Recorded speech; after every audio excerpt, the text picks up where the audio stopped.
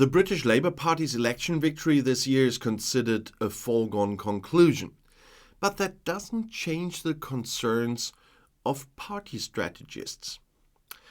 So there will also be elections in Great Britain in 2024. Prime Minister Rishi Sunak has revealed this much so far. He does not want to bring those eligible to vote to the polls in January 2025, which is the latest possible period. And speculation is now focused on May or the fall. But at least one thing is already certain, according to pollsters, namely the election outcome. For around 2 years, all polls have shown the Labour Party under Keir Starmer to be up to 20% ahead of Sunak's Conservatives, who have ruled the country since 2010. How fixed is that really? Well, we will see. For around 30 years, voter turnout in Great Britain has often only been around 60%, especially when the polls predicted a clear outcome, as is currently the case. Labour's hope must be that frustrated Tory voters stay at home. Unwelcome news is also coming out of the pollsters' focus groups. Labour leader Keir Starmer is considered somewhat presentable, but does not generate any enthusiasm. And no matter how sophisticated the century-led offensive on social media may be, no matter how sophisticated Starmer himself turns out to be a brilliant TV debate speaker, in the end personal contact is what counts on the island. Traditionally, the British expect visits from their local party activists during election campaigns, often with the respective candidates in tow.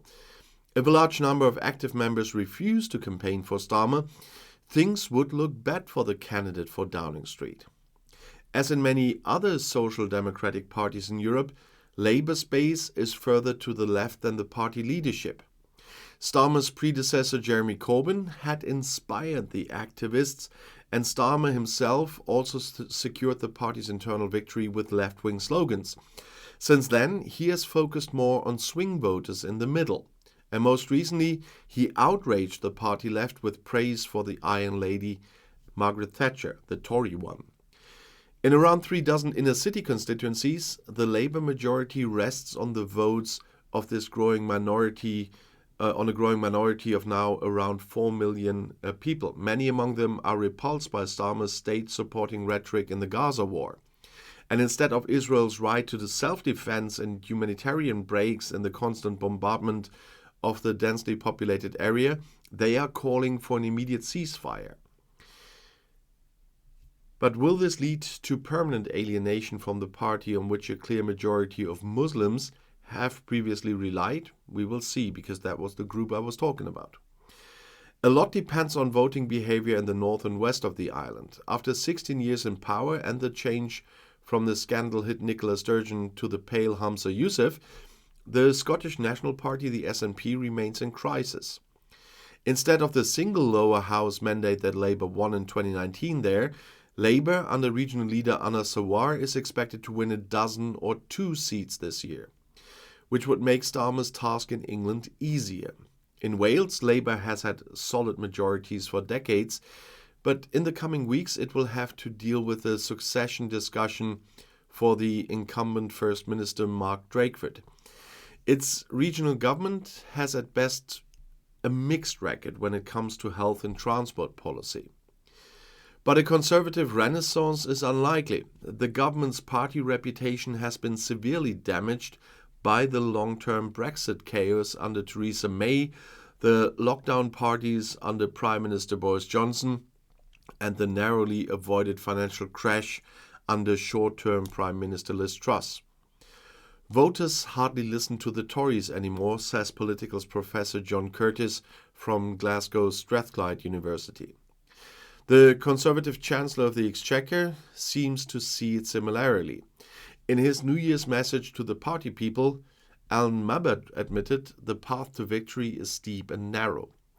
And Britain's opposition Labour Party would need a record swing in votes to win a majority in Parliament at the next national election, according to an analysis published on Tuesday, which looked at the country's new electoral map.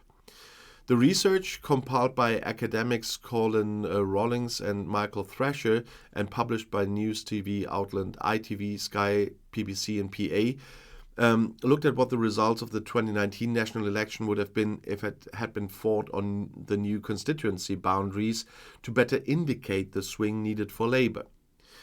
The next election, expected this year, will be the first carried out under the new boundaries after they were redrawn to take into account population changes and to try to even out the number of voters in each area. It found Labour would need a 12.7 percentage point swing from the governing Conservatives to win an overall majority in the House of Commons, that is, the lower house of Parliament. That is larger than the 10.2 point swing former Prime Minister Tony Blair achieved when he led Labour to power in 1997, and more than double the swing achieved at any other election since 1945.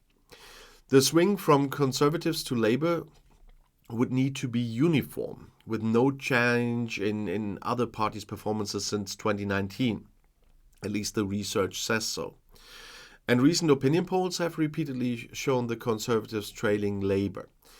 A YouGov poll in November put Prime Minister Rishi Sunak's party behind by 19 percentage points.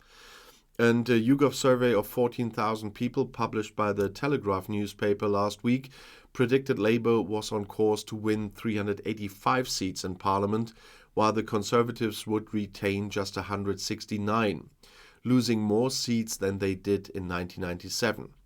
And that would represent an 11.5% swing to Labour, the biggest collapse in support for a governing party since 1906, as the newspaper said.